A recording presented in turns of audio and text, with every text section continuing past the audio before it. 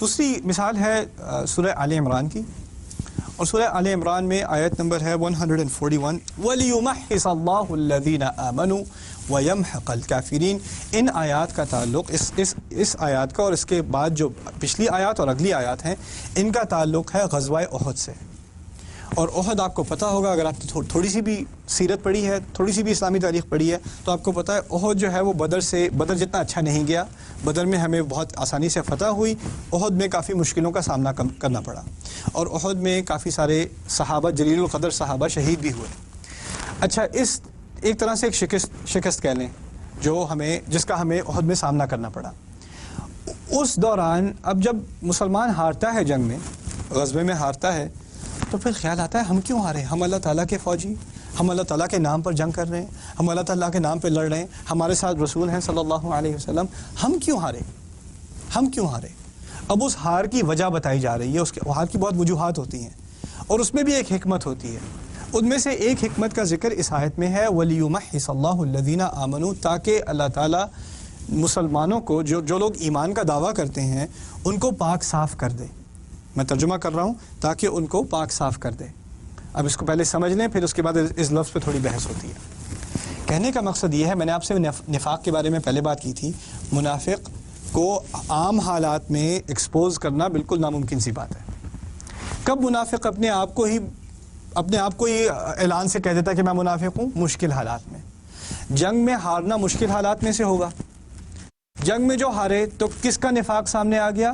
منافق جو تھے ہمارے ہاں مسلمانوں کی رینکس میں، ہماری ہی اندر تھے، لیکن کسی کو پتہ نہیں کون منافق ہے، لیکن اس وجہ سے تمام منافق خود ہی ظاہر ہو گئے۔ آپ کو مشہور واقعہ پتہ ہوگا کہ مسلمان فوج احد پہ نکل رہی ہے، 1000 کا لشکر نکل رہا ہے، اور تقریباً 300 کے قریب ادھر سے ہی واپس مڑ کر آ گئے، یا انہوں نے خود ہی اعلان کر دیا کہ دیکھیں اصل میں ہم اتنے بھی ایمان والے نہیں ہیں، ہمیں اتنا بھی کانفیڈنس نہیں ہے کہ اللہ تعالیٰ کی طرف سے مدد آئے گی۔ آپ نے جو آیات ہمیں بتائی ہوئی ہیں کہ فرشتے آتے ہیں مدد کرنے، وہ ٹھیک ہے، آپ ایمان رکھیں اس پہ، ہم گھر جا رہے ہیں۔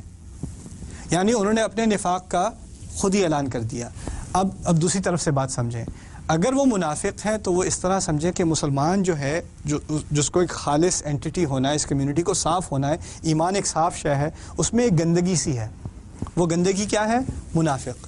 جب وہ منافق ہٹ گئے تو ایک طرح سے صفائی ہی ہوئی نا، اسے صفائی ہی کہیں گے۔ اللہ تعالیٰ اب فرما رہے ہیں تم جنگ میں اس لیے ہارے، اس مشکل میں تمہیں اس لیے ڈالا گیا، اس کا ایک فائدہ یہ تھا کہ اس کے ذریعے اللہ تعالیٰ مسلمانوں کو پاک صاف کر دے۔ پاک صاف کس سے کر دے؟ منافقوں سے پاک صاف کر دے۔ سمجھ میں آ رہی ہے بات؟ اچھا، اب پاک صاف کرنے کے لیے عربی میں کئی الفاظ ہیں، تقدیس ہے، تطہیر ہے، تزکیہ ہے۔ اب یہاں پر لفظ استعمال ہو رہا ہے تمحیص، وَلِيُمَحِّصَ اللَّهُ الَّذِينَ آمَنُوا، تمحیص کا لفظ استعمال ہو رہا ہے۔ تو سوال یہ پیدا ہوتا ہے کہ یہ خاص قسم کی صفائی ہے، ہر لفظ کی ایک اپنی خاص نوعیت ہوتی ہے، اس کا ایک اپنا الگ رنگ ہے، ہر صفائی کی ایک اپنے خاص معنی ہیں۔ تو اس صفائی کے کیا مقصد ہیں؟ تمحیص کے، یمحص اللہ۔ یہ صفائی استعمال ہوتی ہے جب سونے کو پگھلایا جا رہا ہوتا ہے، اور اس کے اندر سے جو امپیورٹی ہوتی ہے نا سونے کے اندر، وہ آپ برش سے صاف نہیں کر سکتے، کیونکہ وہ جو سونا ہے اس کے اندر دھسی ہوئی ہے کہیں۔ وہ جب تک آپ سونے کو پگھلائیں گے نہیں نا، تو وہ پگھل کر اوپر نہیں آئے گی، اس کا گند ایسے آسانی سے نہیں نکلتا۔ اور سونے کو پگھلانے کے لیے بھی عام سی آگ نہیں چاہیے، بہت بڑی آگ چاہیے۔ وہ تھوڑے بہت ٹیمپریچر سے بات نہیں بنتی، اس کو بہت ایکسٹریم ٹیمپریچر کے ساتھ، بہت اونچی یعنی حرارت کے ساتھ اس کو پگھلایا جاتا ہے، پھر اس کے بعد اس کے اندر جو غیر خالص عنصر ہوتا ہے اس کو نکالا جاتا ہے۔ اچھا، یہ لفظ استعمال کرنے سے، اس لفظ کے استعمال سے بہت خوبصورت حکمتیں نکلتی ہیں اس آیت کے بارے میں۔ پہلی بات تو یہ کہ کوئی چیز آسانی سے صاف ہوتی ہے اور کوئی چیز مشکل سے صاف ہوتی ہے۔ مسلمانوں کی کمیونٹی میں سے منافقوں کو صاف کرنا یہ آسان قسم کی صفائی ہے، مشکل قسم کی صفائی ہے؟ یہ مشکل قسم کی صفائی ہے، اور اس لیے اس کا کمپیریسن سونے کی صفائی سے کیا جا رہا ہے، کیونکہ سونے کی صفائی، سونے کو پاک کرنا مشکل کام ہے، خالص سونا نکالنا مشکل کام ہے۔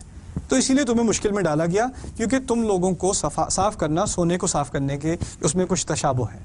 اچھا، دوسری بات، اس مثال کے دینے سے ایک طرح سے اللہ تعالیٰ نے صحابہ کو سونا کہہ دیا۔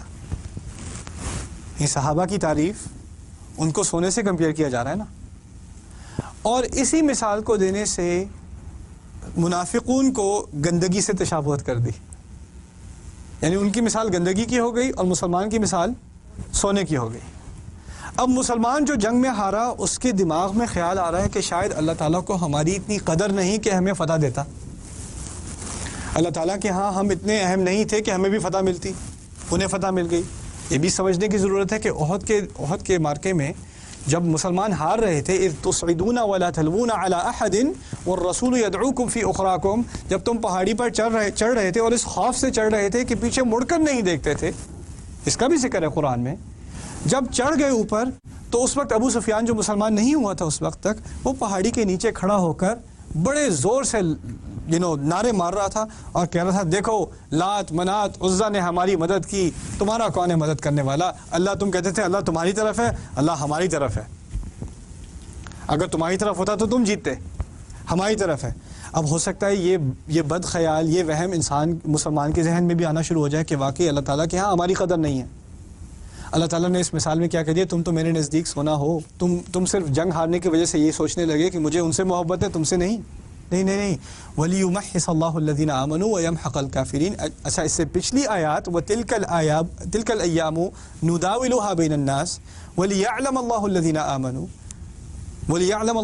آمَنُوا وَيَتَّخِذَ مِنكُمْ شُهَدَاءَ وَاللَّهُ لَا يُحِبُّ الظَّالِمِينَ۔